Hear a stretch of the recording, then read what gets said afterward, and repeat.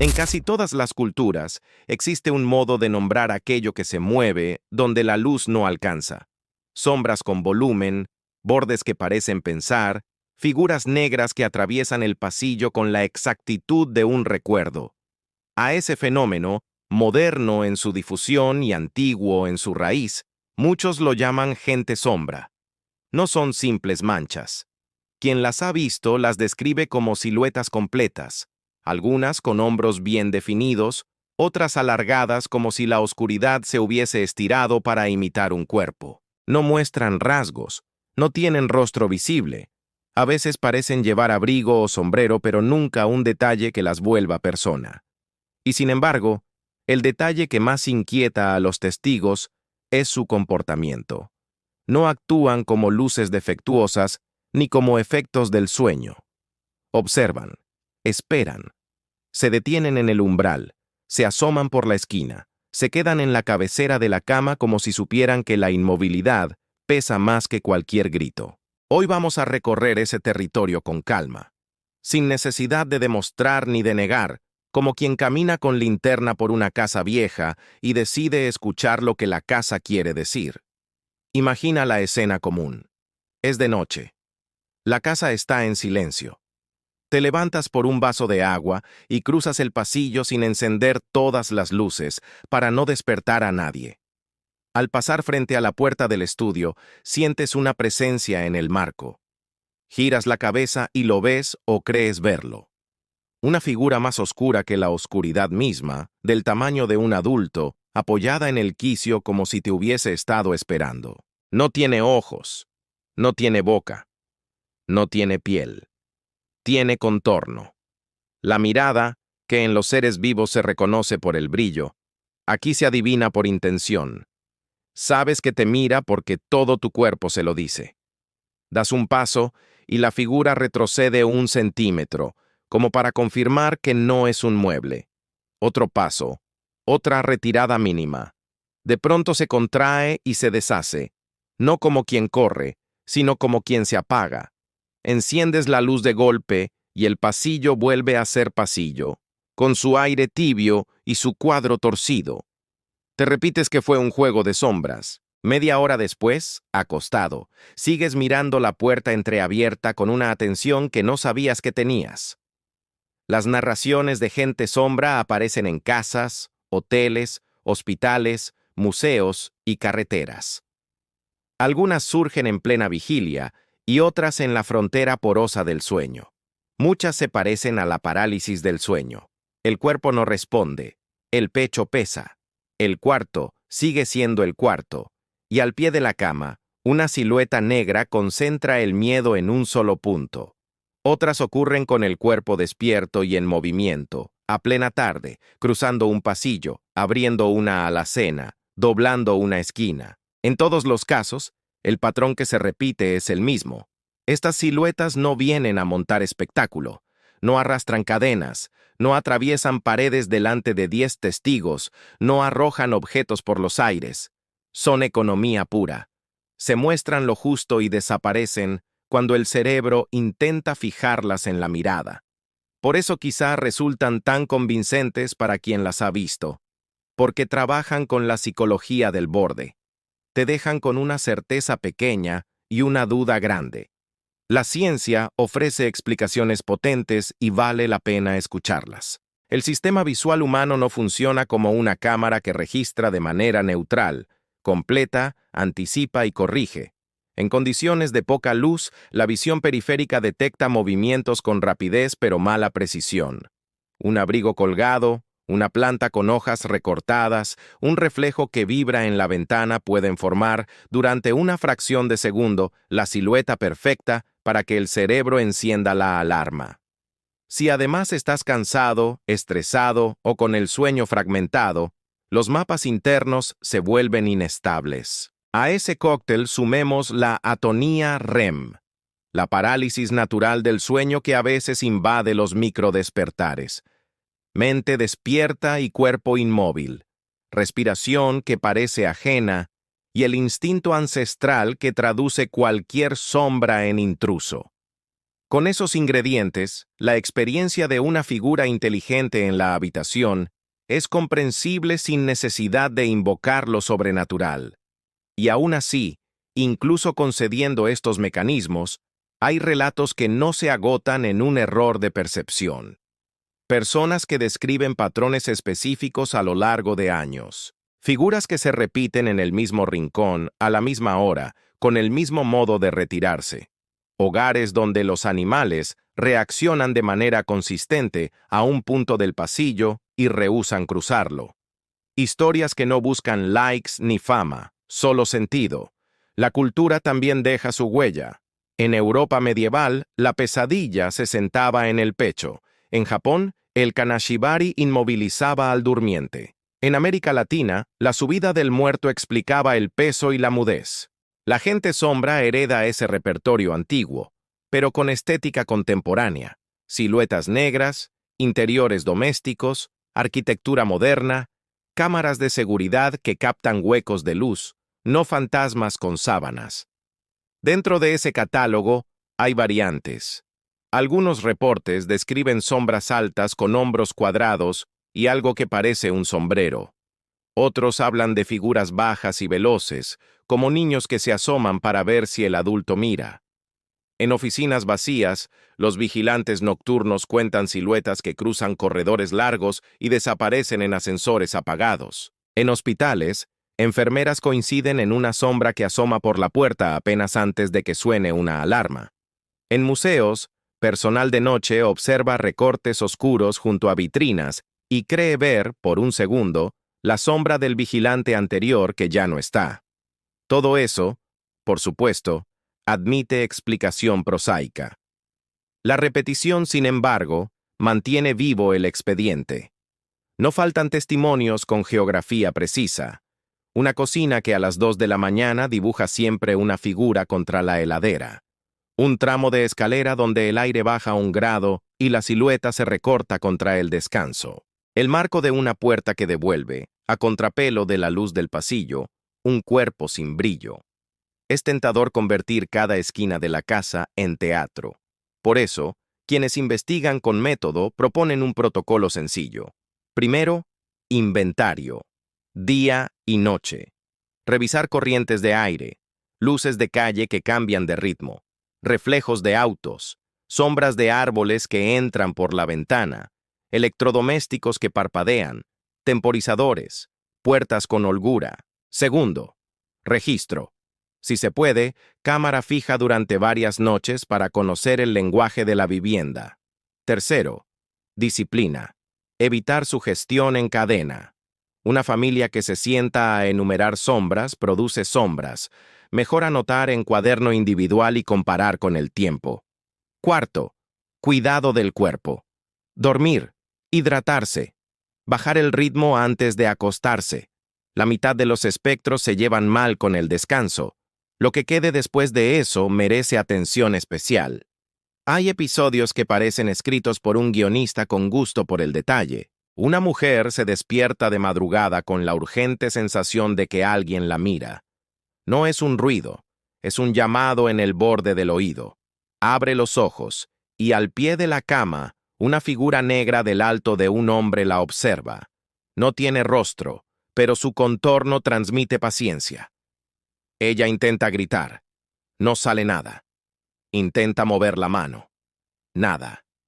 La figura da un paso, no hacia ella, sino hacia el lado, como si quisiera que su presencia quedara registrada no solo por intención, sino por desplazamiento real. Es un movimiento pequeño, medido. La mujer reúne la fuerza de mover un dedo del pie, rompe la parálisis, enciende la luz, y la figura se disuelve sin trazo, más como humo que como sombra. Podría ser un clásico episodio de parálisis del sueño. Lo que le da peso en su relato es lo que ocurre después. Durante varias semanas, todas las noches, a la misma hora, al mirar hacia la puerta entreabierta del dormitorio, percibe en el pasillo un recorte oscuro apoyado en la pared. Cuando se levanta con decisión, la forma se contrae. Cuando se queda en cama, permanece quieta. Un mes más tarde, la silueta deja de aparecer. Su vida no sufre otra alteración. No hay objetos movidos, no hay voces, no hay golpes. Solo la sensación de que algo usó la casa para ver cómo es ser visto. En otros relatos, la sombra no mira a la persona, mira un objeto, un cuadro torcido que siempre encuentra enderezado al día siguiente sin que nadie lo toque, una cuna vacía junto a la que se detiene como si escuchara un eco que ya no suena, una silla junto a la ventana que recibe, de madrugada, ese recorte de oscuridad mientras afuera la ciudad sigue su rutina de semáforos y camiones. Algunos testigos hablan de una conducta casi curiosa, no hostil, una inspección, como si el visitante midiera, comparara, aprendiera. Esa lectura, por supuesto, depende de quien vive la escena. Alguien agotado verá amenaza donde otro verá misterio. En esto la casa se comporta como espejo. Hay, sin embargo, episodios bruscos que conviene no edulcorar. Personas que, al sentir la presencia en la cabecera, experimentan un peso físico contundente sobre el pecho, zumbido en los oídos, vibración en el cuerpo entero y un pánico antiguo que no entiende de explicaciones modernas. En términos fisiológicos, es un modo extremo de parálisis con alucinación hipnopómpica y descarga adrenérgica. En términos narrativos, es un asalto nocturno del que cuesta reponerse. Para esos casos, los consejos prácticos importan. Fijar un punto real del cuarto y describirlo mentalmente para anclar la percepción. Mover una extremidad minúscula, la puntita del dedo meñique del pie, para romper la atonía. Coordinar respiración contando. Repetir una frase corta como cuerda. Estoy despierto, esto pasará. Con el tiempo, esa gimnasia crea rutas de salida. No elimina al visitante, pero le niega su arma principal, la indefensión. La gente sombra también aparece fuera de casa. Conductores de madrugada cuentan cruzar puentes y ver por el rabillo del ojo una figura parada junto a la baranda que al mirar de frente ya no está. Empleados de edificios de oficinas describen siluetas que cortan luz en pasillos vacíos y desaparecen cuando llega el ascensor. En hoteles, huéspedes hablan de recortes oscuros que se plantan en la esquina de la habitación sin moverse por largos segundos y se deshacen cuando uno enciende la lámpara del velador. En hospitales, personal de guardia cuenta presencias que parecen pasar lista antes de ciertas horas críticas. Sugerencia. El oído afinado de quienes trabajan en la madrugada. Ecos de historias de otros compañeros acumuladas en la memoria. También. Y a veces, quizá, algo que no sabemos nombrar y que el edificio utiliza como una manera de hacer sentir su propio historial. La estética de la sombra nos toca fibras viejas. En la prehistoria, una sombra grande detrás del arbusto era un depredador. Nuestro sistema de alarma evolucionó para sobrereaccionar. Es preferible ver un tigre donde hay una rama que ver una rama donde hay un tigre.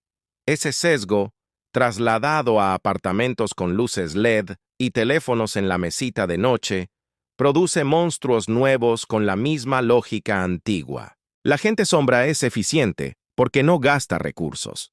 No necesita sonido ni forma detallada.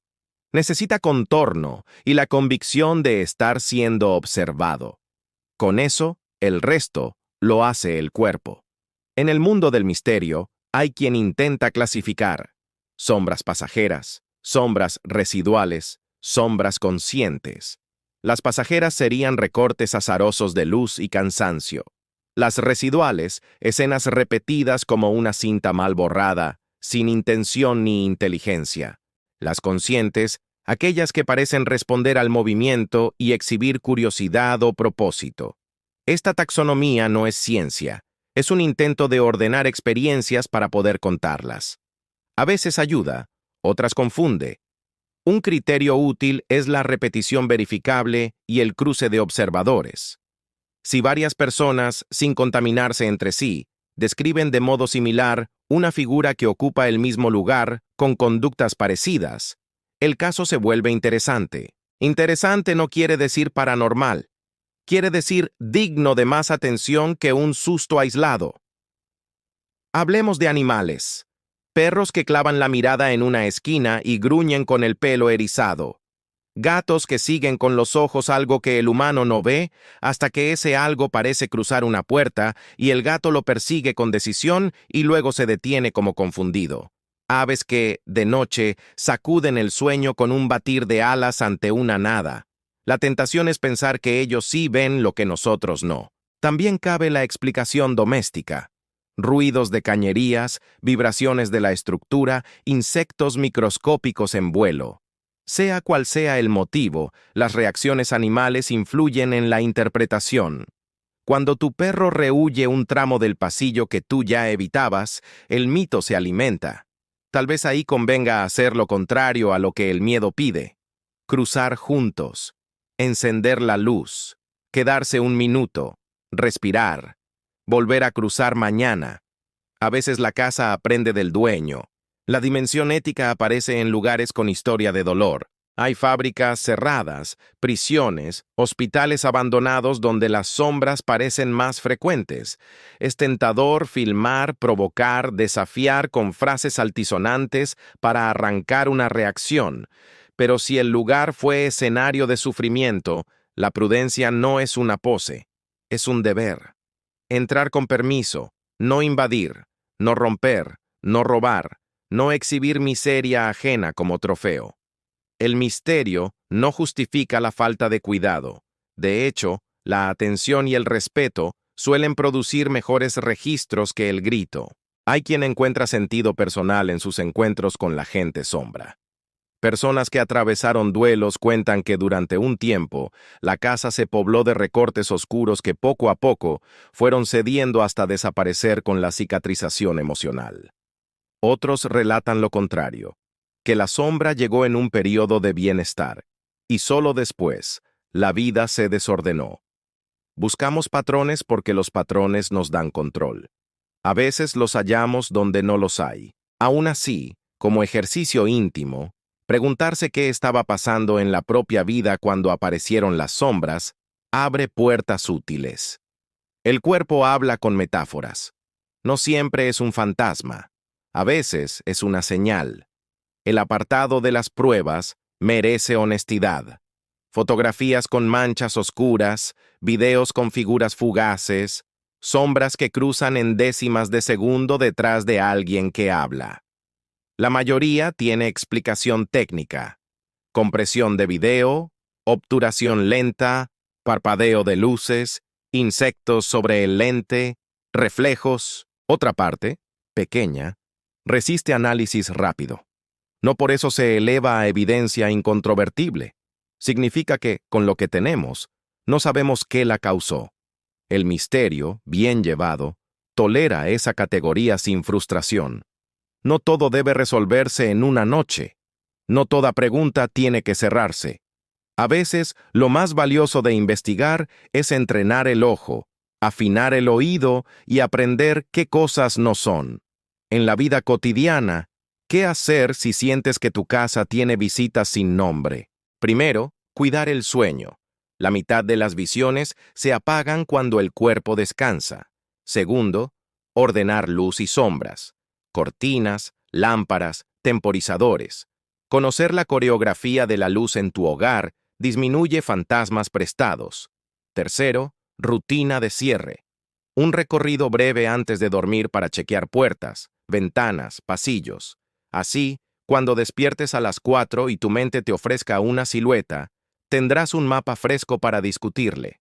Cuarto, serenidad si ocurre. El miedo agudo es normal. La parálisis pasará. Parálisis. La sombra, si la hay, hará lo de siempre. Observar y retirarse. Saberlo de antemano disminuye su poder. Y si decides contarlo, elige bien a quién. Compartir la experiencia con alguien que escuche sin burlas ni histerias la vuelve habitable. No necesitas que te crean al pie de la letra para sentirte acompañado. Basta con que te admitan la verdad emocional de lo que viviste. En ese punto, la gente sombra deja de ser una invasión y se convierte en una historia que te pasó. Es diferente. La invasión te roba la casa. La historia te la devuelve con una capa más de lectura. A medida que cae la noche y enciendes la última luz, Quizá recuerdes alguno de estos fragmentos. Tal vez mires el marco de la puerta y por un segundo te parezca ver un borde oscuro que se retira. No corras a llenar el vacío con certidumbres, ni con la de que fue un espíritu que vino a observarte, ni con la de que fue solo un abrigo mal colgado. Permítete un margen.